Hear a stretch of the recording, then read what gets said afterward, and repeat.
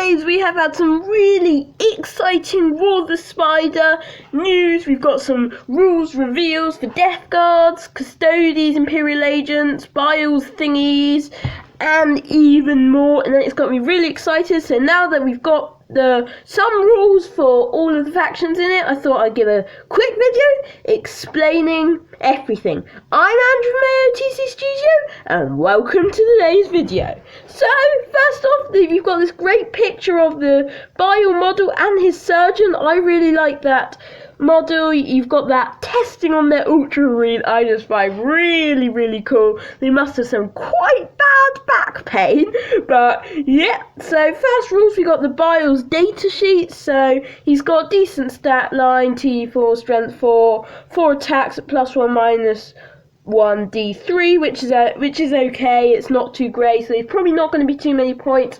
Plus, we'll see later he does get some additional attacks. So his stat line's fairly basic for a character, nothing in particular good.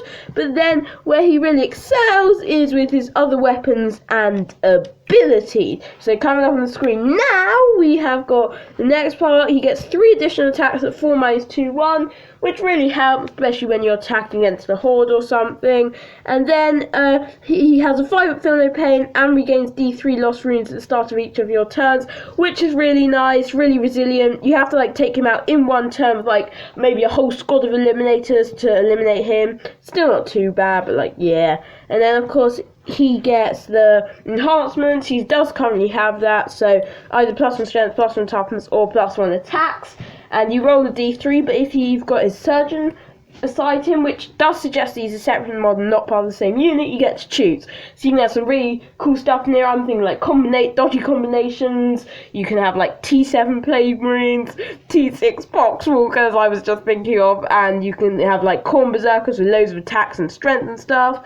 And then his Legion trait, add 1 to movement and strength. This is really OP, especially if you're going to give him the Mark of Corn and get some Berserkers, another really good Possessed Bomb. This is all in all actually probably one of the best Legion traits.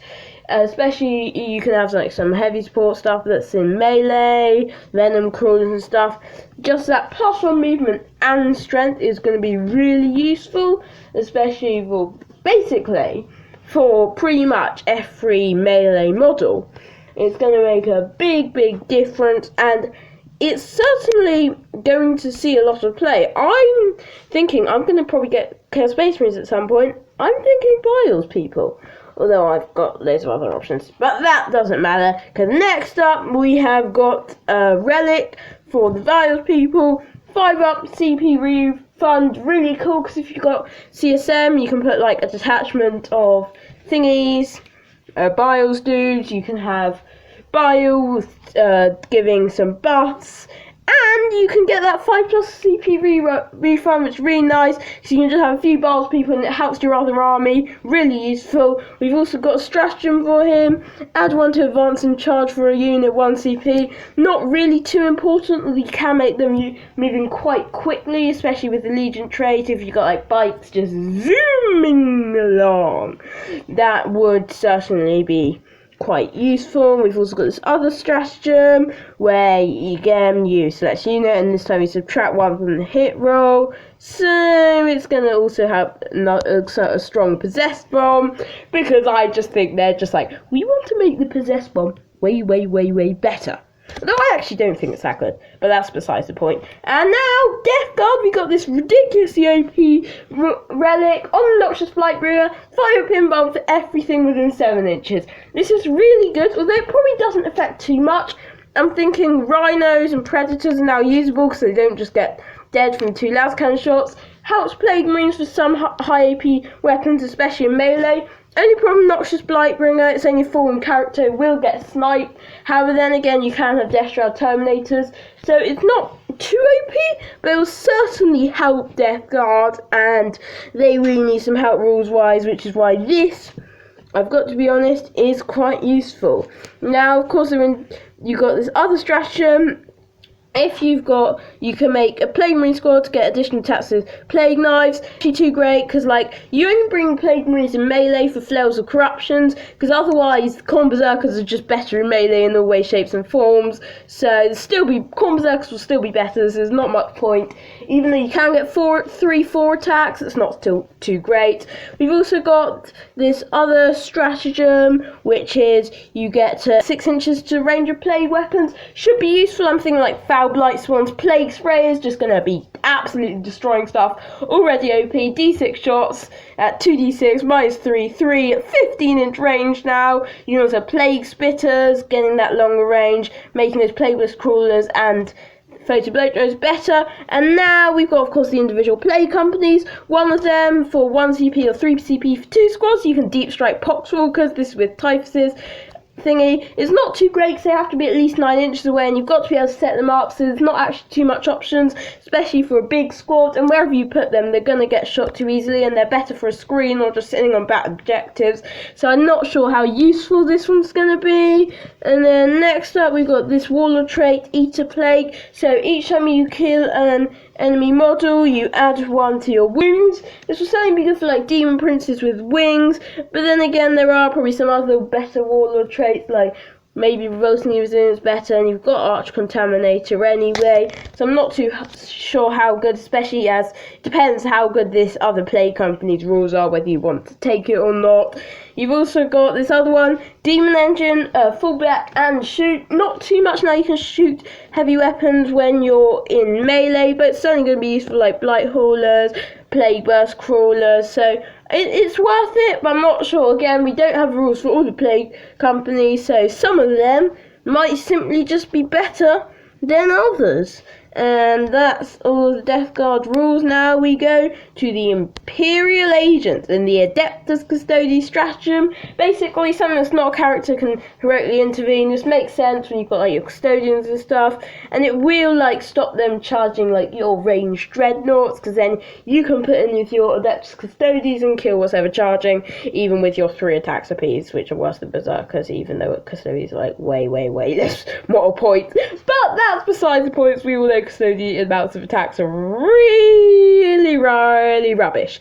Anyway, next up we have got another Adeptus Custodes stratagem. You can double the amount of shots for a rapid fire or pistol weapon. It isn't actually that good. You don't get many shooty Custodes infantry. It'll be good like if you had Hellblast and stuff, but it can still be useful in certain situations, so it's not too bad, I've got to be honest. It may help in certain situations, but it's not super OP. Now next up, Warlord trait. So it's basically, not too great. It's a decent Warlord trait. Subtract 1 from the hit roll, subtract 1 from the saving roll. It's okay. There are probably other better Custodes Warlord traits, like the one for a deny. That's pretty more important. So yeah. Next up, we have got this lovely relic. So you place a Guardian Spear, you get a melee weapon that's quite similar to a Guardian Spear. It might be like 1 or 2 more AP or something, but you also get Assault 4 -1/2 from 24-inch range, which is really useful, especially with like a shield captain, because like Guardian Spears only have like 12-inch thingies, so it's quite a good relic, and I think it is probably going to be used in some forms. And then you got this other stratagem. It's like, okay, not really much to comment on this one. And next up we have got these. So then instead of Warlord traits, they're in addition, which should really help Custodes. We've got add 2 to the wounds characteristic.